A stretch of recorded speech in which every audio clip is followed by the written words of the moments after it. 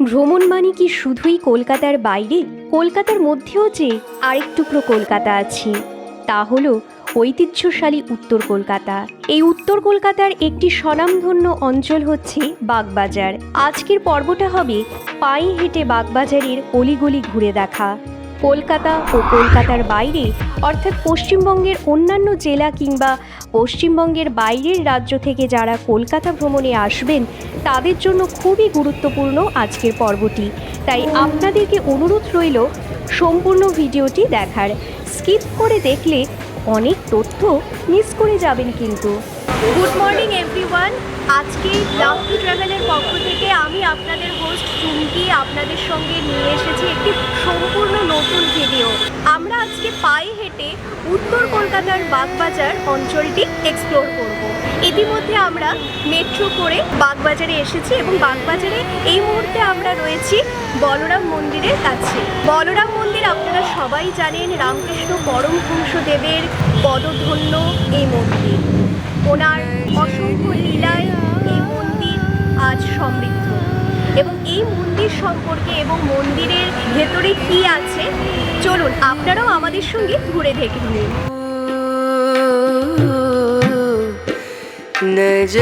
नजरिया लागे नहीं कहीं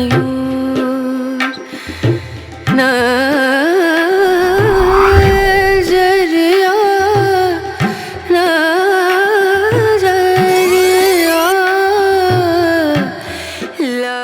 কলকাতা সুতানুটি আর গোবিন্দপুর নিয়ে বর্তমান কলকাতার মূল অবস্থান। সেই সুতানুটির এক উল্লেখযোগ্য অংশ বর্তমান বাগবাজার। 19 শতকের শেষে বাগবাজার পল্লী শ্রীরামকৃষ্ণের নামে ছিল সরগরম। বলরাম মন্দিরের বাড়িটির মূল অংশ নির্মিত হয়েছিল 1774 খ্রিস্টাব্দে। বলরাম মন্দির ভগবান শ্রীরামকৃষ্ণদেবের মহিমায় উজ্জ্বল। ভগবান শ্রীরামকৃষ্ণদেবের লীলাবিলাসকে কেন্দ্র করেই বলরাম ভবন থেকে বলরাম মন্দিরের উত্তরণ। এই বাড়িতেই 1897 খ্রিস্টাব্দের 1 মে স্বামী বিবেকানন্দের নেতৃত্বে রামকৃষ্ণ মিশনের শুভ জন্মলগ্ন সূচিত হয়েছিল। এই বলরাম মন্দিরের ভিতরে ক্যামেরা কিন্তু সেই অর্থে অ্যালাউড নয়, ছবি তোলা যায়।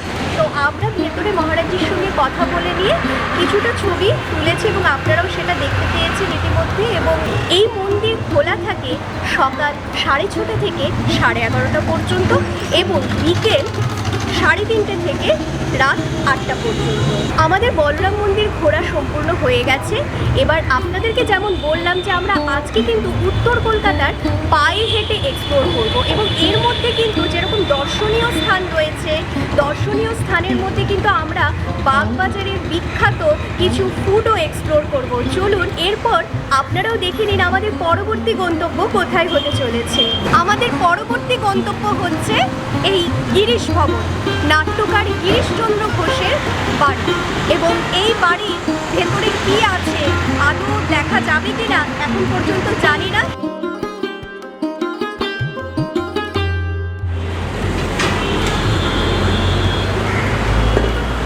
আমাদের কাছে এই তথ্যটা ছিল না যে গিরিশ ভবন সারা বছর বন্ধই থাকে, শুধুমাত্র বছরের একটি দিনই সর্বসাধারণের জন্য খোলা হয়। সেই দিনটি হচ্ছে গিরিশ ঘোষের জন্মদিন 28শে ফেব্রুয়ারি। সেই দিন সকাল 10টা থেকে 11টা পর্যন্ত এই ভবন খুলে দেওয়া হয় সর্বসাধারণের জন্য। ভেতরে রক্ষণাবেক্ষণের জন্য একজন দাদা আছেন, ওনার সঙ্গে কথা হলো, উনি আমাদের বললেন এই ইনফরমেশনটা, তাই আপনাদের সঙ্গে শেয়ার করে দিলাম। ভেতরে ওনার ব্যবহৃত লাঠি রয়েছে, জুতো রয়েছে এবং বিভিন্ন কাগজপত্র রয়েছে, সেগুলো সেই দাদার থেকে আমরা জানলাম, সে কথা বললাম। কিন্তু যেহেতু এখন সর্বসাধারণের জন্য বন্ধ আর আমরা এখন 2024, তার মানে আবার সেই আগামী বছর 2025 28শে ফেব্রুয়ারির জন্য অপেক্ষা করতে হবে যদি আপনারাও গিরিশ ভবন ঘুরে দেখতে চান।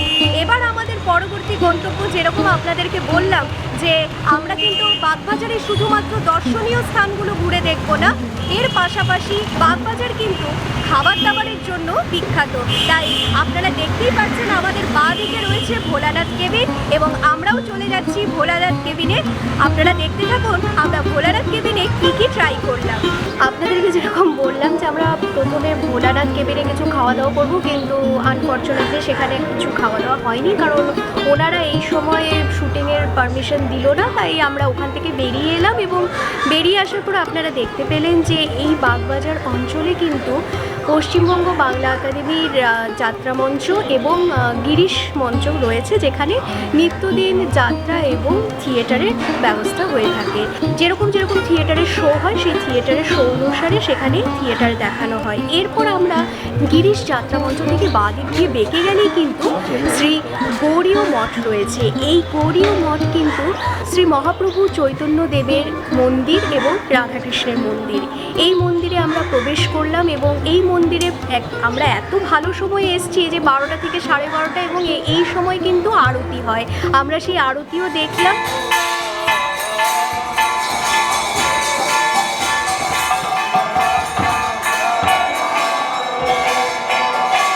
এই মন্দিরের ভিতর কিন্তু একটি মহাপ্রভু চৈতন্যদেবের মিউজিয়াম রয়েছে। সেই মিউজিয়ামটি সকাল 10টা থেকে দুপুর 12টা পর্যন্ত খোলা থাকে। যেহেতু আমাদের আস্তে আস্তে 12টা বেজে গেছে, সেই জন্য আমরা মিউজিয়ামটা আপনাদেরকে ঘুরে দেখাতে পারছি না।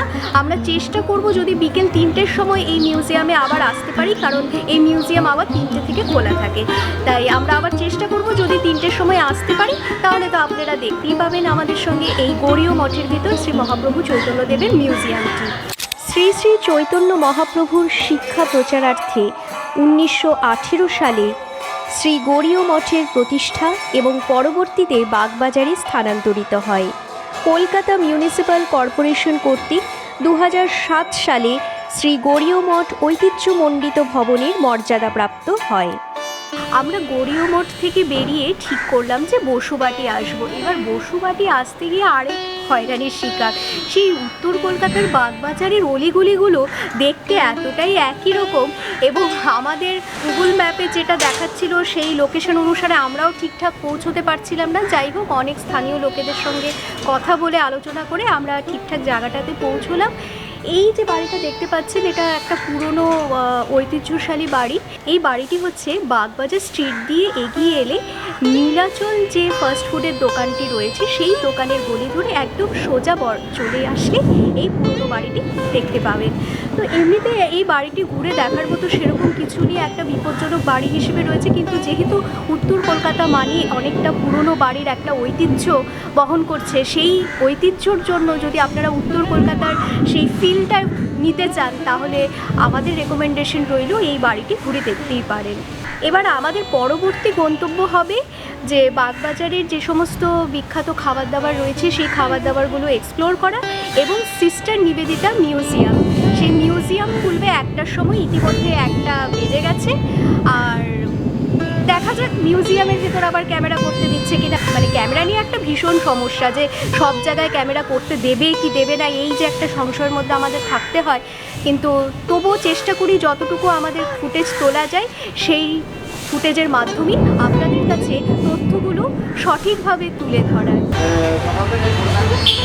আপনাদেরকে যেরকম বলেছিলাম যে তখন ভোলানাথ কেবিনে কিছু খাওয়া দাওয়া করব, কিন্তু আনফর্চুনেটলি তখন খাওয়া দাওয়া হয়নি। এবার আমরা একটা জায়গায় লাঞ্চ করে সিস্টার নিবেদিতার বাড়ি গেলাম। সেখান থেকে একটু মনে হচ্ছে যে এখন একটু চা খাওয়ার প্রয়োজন, তাই ভাবলাম যে এই ভোলানাথ কেবিনেরই চা খাই। বাগবাজার কিন্তু বিখ্যাত মনীষীদের পদধূলিতে স্বনামধন্য। পুরো বাগবাজার জুড়ে মহৎ এবং বিখ্যাত মনীষীদের পদধূলি পড়েছে, বা তাদের স্মৃতি এখানে আজও বহন করে চলেছে।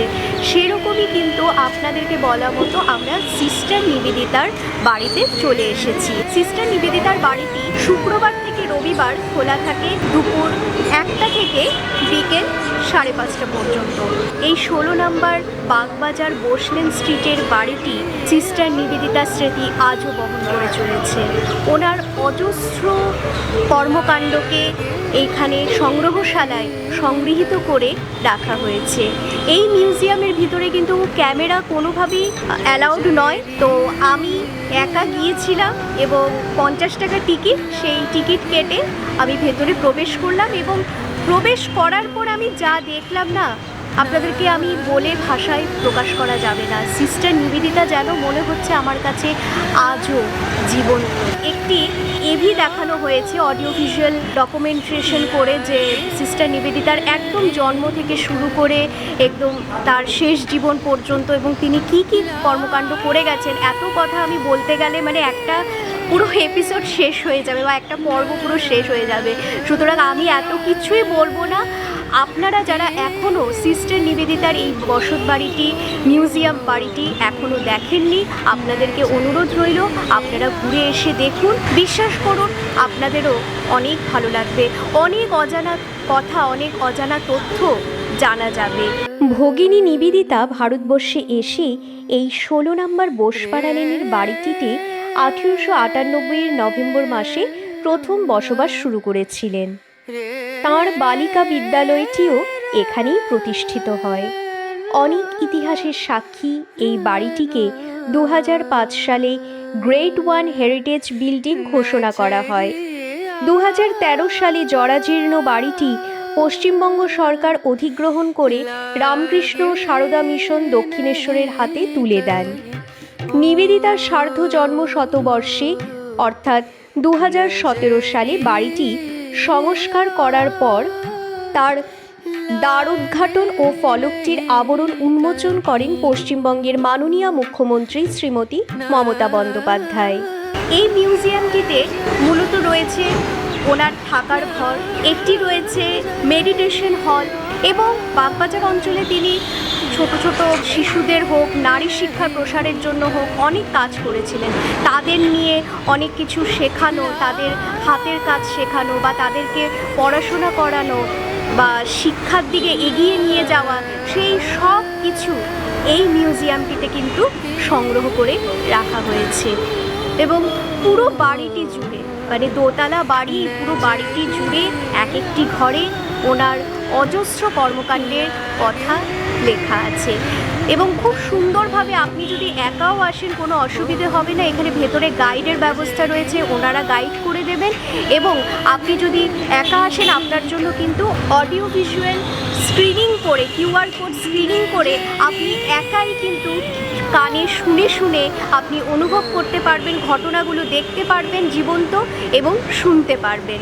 মানে এত কিছু ব্যবস্থা করা রয়েছে। আমার তো বিশেষ করে খুবই ভালো লেগেছে এই মিউজিয়ামটি ঘুরে। অনেক অজানা তথ্য এবং অজানা কথা আমরা জানতে পেরেছি।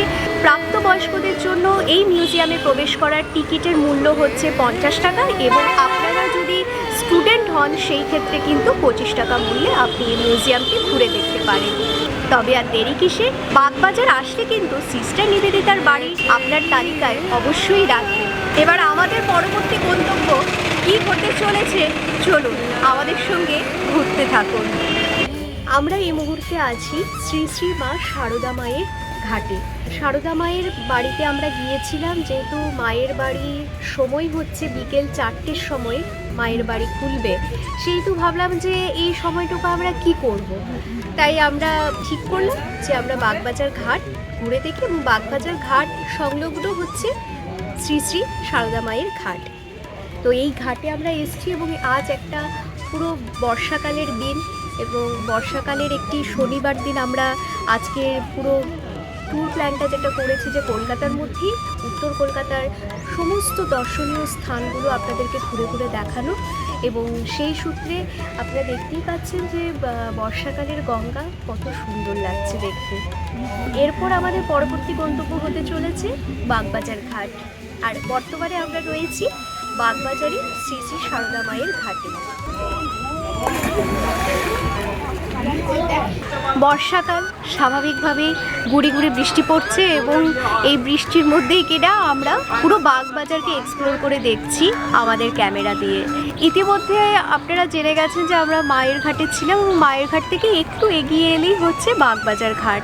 আর এই মুহূর্তে আমরা দাঁড়িয়ে আছি বাগবাজার ঘাটে। বাগবাজার ঘাটটি এখন 4টেও বাজেনি, তো এই সময়টা একটু 4টে হোক বা আরেকটু যখন সন্ধ্যের সময় হবে বা বিকেল যত গড়াতে থাকবে তত কিন্তু এই বাগবাজারে ঘাটের সমাগম হতে থাকবে। সবাই যারা কলেজ ফেরত স্টুডেন্ট হোক বা অফিস ফেরত সবাই একটু এসে এখানে আড্ডা চা খাওয়া। তো সেই জন্য কিন্তু বাগবাজার ঘাটটা হচ্ছে খুবই আইডল জায়গা আর কি। সবাই মিলে বন্ধু বান্ধব মিলে হোক বা কাপেলরা হোক, এখানে কিন্তু একটু কথা বলা বা আড্ডা দেওয়া সব কিছুর জন্য কিন্তু বাগবাজার ঘাট হচ্ছে একদম সেরা সেরা। সো আমরাও এই মুহূর্তে দাঁড়িয়ে আছি বাগবাজার ঘাটে এবং বাইরে হচ্ছে গুড়ি গুড়ি বৃষ্টি পড়ছে এবং গঙ্গার জল দেখতে পাচ্ছেন কতটা উপচে পড়েছে এই বর্ষায়। কলকাতার মধ্যেই যে গঙ্গা এবং গঙ্গার যে সৌন্দর্য উপভোগ করতে গেলে আর আমাদের কিন্তু কলকাতার বাইরে যাওয়ার প্রয়োজনই নেই। কলকাতার মধ্যেই কিন্তু আরেক টুকরো কলকাতা রয়েছে, এই উত্তর কলকাতা। এবার আমাদের পরবর্তী গন্তব্য হচ্ছে বাগবাজারের বিখ্যাত মায়ের বাড়ি। আপনাদেরকে যেরকম বলেছিলাম যে আমরা বাগবাজার কিন্তু শুধুমাত্র দর্শনীয় স্থানগুলো নয়, এখানে কিন্তু বাগবাজার স্ট্রিট ফুড এবং অন্যান্য খাবার দাবারের জন্য কিন্তু খুব বিখ্যাত। সেটা আমরা বিভিন্ন রকম সোশ্যাল মিডিয়ার মাধ্যমে হোক আমরা জেনেছি এবং জানার পরেও আমাদের মধ্যে একটা এক্সাইটেড ব্যাপার ছিল যে আমরা সেই খাবারগুলো এক্সপ্লোর করব। কিন্তু দুঃখের বিষয় সেই সমস্ত দোকান কিন্তু বিকেল 4টের পর খোলে, সেই জন্য আমরা এখনও পর্যন্ত এক্সপ্লোর করতে পারিনি। এর মধ্যে ভোলানাথ কেবিন ছিল, তো আমরা ভোলানাথ কেবিনের জাস্ট 2 কাপ চা খেয়েছি। মানে ভোলানাথ কেবিনের চা মানে এত সুখ্যাতি শুনে আছে, ঠিক আছে ভোলানাথ কেবিনের চা খাওয়াই যাক, কিন্তু চা খেয়ে কিন্তু খুব একটা যে মনোভূত হয়েছে তা নয়। আসলে এই কলকাতার যে কেবিনগুলো রয়েছে না, সেই কেবিনগুলো আমার যেটা মনে হয়, এটা কিন্তু আমার একদম মানে ব্যক্তিগত মতামত, এই কেবিনগুলো হচ্ছে নামই চলছে। মানে অনেক পুরো, যেরকম আমাদের কফি হাউসের কি সত্যি কফি খুব বিখ্যাত? আপনারাই কমেন্ট করে বলুন, আমার আর বলার দরকার নেই। তো সেই রকমই হচ্ছে ভোলানাথ কেবিনের চাও কিন্তু আমাদের কাছে সেই রকমই মনে হয়েছে। এবার জানি না আপনাদের কাছে কেমন মনে হয়েছে, আমাদের যেটা খেয়ে মনে হলো সেটাই আপনাদেরকে বললাম। সেই জন্য চা খাওয়ার পর যেই তৃপ্তিটা হয়নি, সুতরাং আর পরবর্তী বিভিন্ন খাবার দাবার আর আমরা ট্রাই করলাম না, কারণ যেহেতু আরও খাবারের দোকানগুলো রয়েছে সেগুলো আমরা এক্সপ্লোর করে দেখি, তারপরে তো আপনাদেরকে জানাচ্ছি। আপনাদেরকে যেরকম বললাম যে বাগবাজারে দর্শনীয় স্থানগুলোর মধ্যে কিন্তু অন্যতম একটি স্থান হচ্ছে শ্রী শ্রী সারদা মায়ের বাড়ি।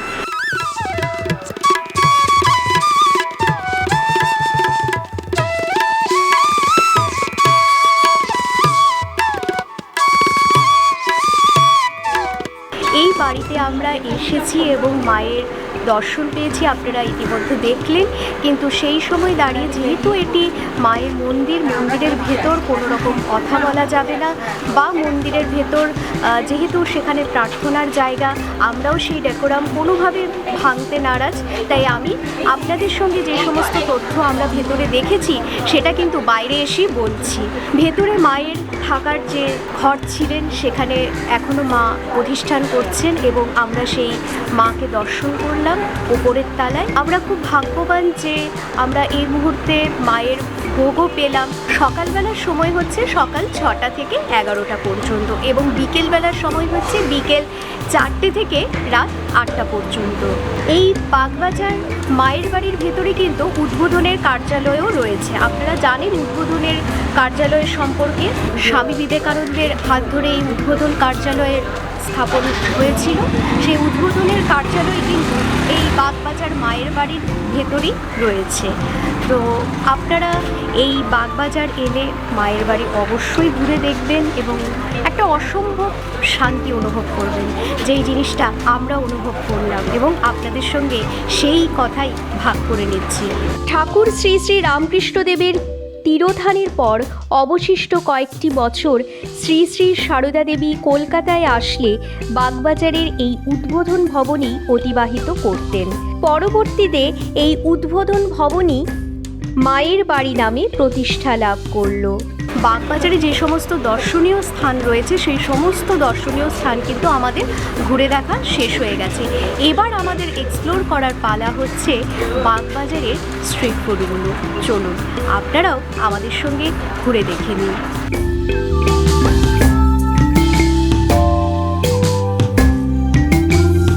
আপনাদেরকে যেরকম বললাম যে আমরা বাগবাজারের দর্শনীয় স্থানগুলো ঘুরে দেখার পাশাপাশি বাগবাজারের কিছু স্ট্রিট ফুডও এক্সপ্লোর করে দেখব। তো এই মুহূর্তে আমরা চলে এসেছি যে লালটু কেবিনের প্রচণ্ড নাম শুনেছি এবং তার হচ্ছে সেই লালটু কেবিনের যেটা একটা ফেমাস ডিশের কথা শুনেছিলাম সেটা হচ্ছে চিকেন ভাপা। তো আমার হাতে দেখতেই পাচ্ছেন এই চিকেন ভাপা, এর দাম পড়ছে 80 টাকা করে। এখন আমরা খেয়ে দেখব যে সত্যি লালটু কেবিনের চিকেন ভাপা কেমন খেতে, তারপরে আপনাদেরকে খাওয়ার পর সেই রিভিউ জানাচ্ছি।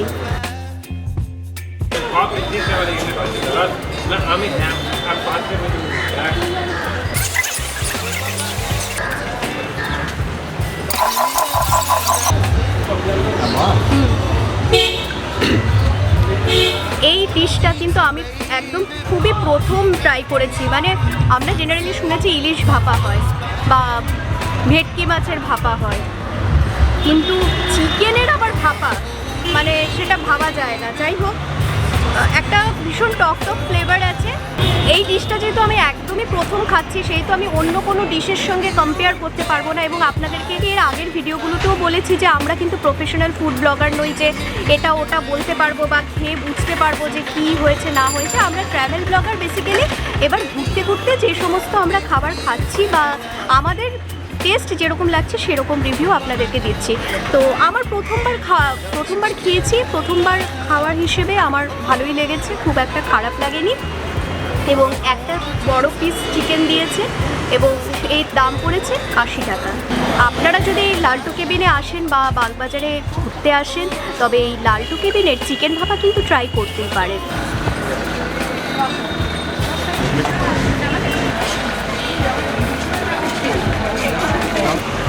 চিকেন ভাপা খেয়ে আমাদের ভালো লেগেছে এবং আমরা এখানে কিন্তু আরেকটা নতুন আইটেম দেখতে পেলাম, সেটা হচ্ছে অন্টন ফ্রাই। এবার অন্টন ফ্রাইটা কিন্তু হচ্ছে চিকেন দিয়ে তৈরি করা।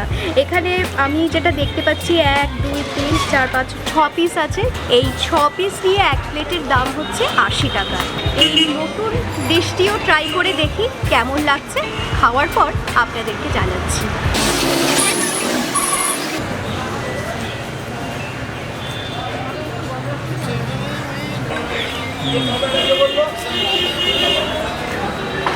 এত ঝাল কম খেতে পারি যে অন্টন ফ্রাই সঙ্গে যে মানে একটা চাটনি টাইপ দিয়েছিল সেটা অসম্ভব ঝাল লেগেছে। মানে ঝালের চোটে আমি আর আপনাদেরকে কি বলবো, আমি কথাই বলতে পারছি না। যাই হোক, আপনাদের হয়তো নাও লাগতে পারে, যারা খুব বেশি ঝাল খেতে অভ্যস্ত তাদের কাছে এটা ঠিকঠাকই হবে। আমি যেহেতু খুবই কম ঝাল খাই, সেই জন্য আমার কাছে একটু ঝাল লেগেছে। এবং যেগুলো আমরা চিকেন মোমো খাই না, সেই চিকেন মোমো যেগুলো ফ্রাইড মোমোগুলো থাকে, আমার কাছে সেরকমটাই মনে হলো।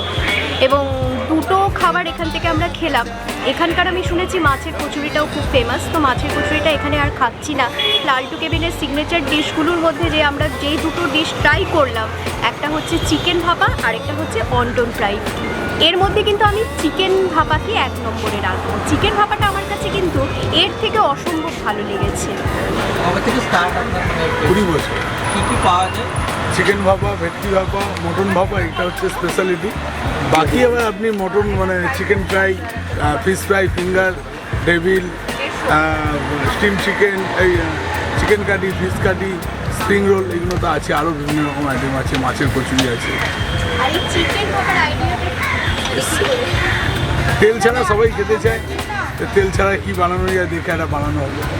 সবার খেয়ে ভালো লাগলো, তেলও নেই, বাটারও নেই। আমরা এই মুহূর্তে এসেছি নীলাচলে। নীলাচলে শুনেছি মাছের কচুরি খুবই বিখ্যাত, তো মাছের কচুরি আমরা নিলাম। তো 2 পিস 50 টাকা করে।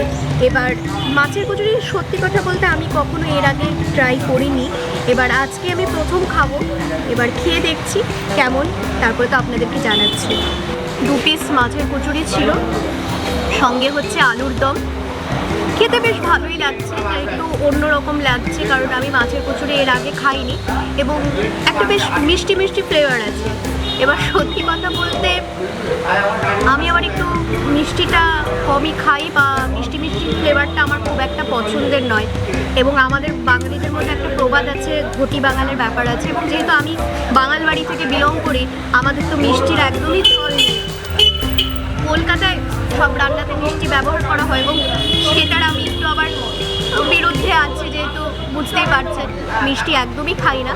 তো সেই হিসেবে আমার এই মিষ্টি মিষ্টি ফ্লেভারটা একটু মানে আমার ব্যক্তিগতভাবে খুব একটা ভালো লাগেনি। বাট আদারওয়াইজ ভেটকি মাছ দিয়ে মাছের কচুরি ইটস গুড।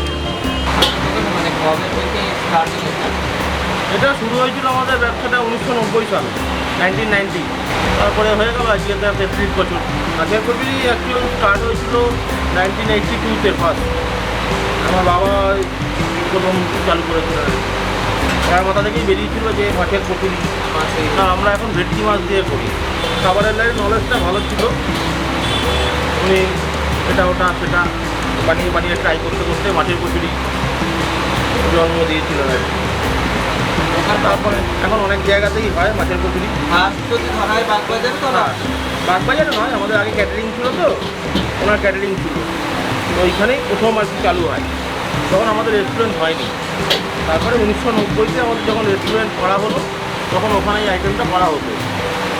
তো এতটা জনপ্রিয় হয়ে ওঠে, তার কারণ হচ্ছে তখন তো সোশ্যাল মিডিয়া ছিল না, যার জন্য আর আমরা কোনো বিজ্ঞাপনও দিইনি, ওই কোনোভাবে চলতো আর কি। তারপরে এই লকডাউনের পরে সোশ্যাল মিডিয়া দৌলতে এটা খুব পপুলার হয়ে যায়। বিকেল 4টে থেকে রাত্রি 9টা অবধি। সঞ্জয় দাস আমার নাম। আমরা মাছের কচুরি খাওয়ার পর একটি ভাঁড়ে চা নিয়ে নিলাম। বর্ষাকালে ভাঁড়ে গরম গরম চা, এটা বেশ কিন্তু একটা জমে যাওয়া ব্যাপার।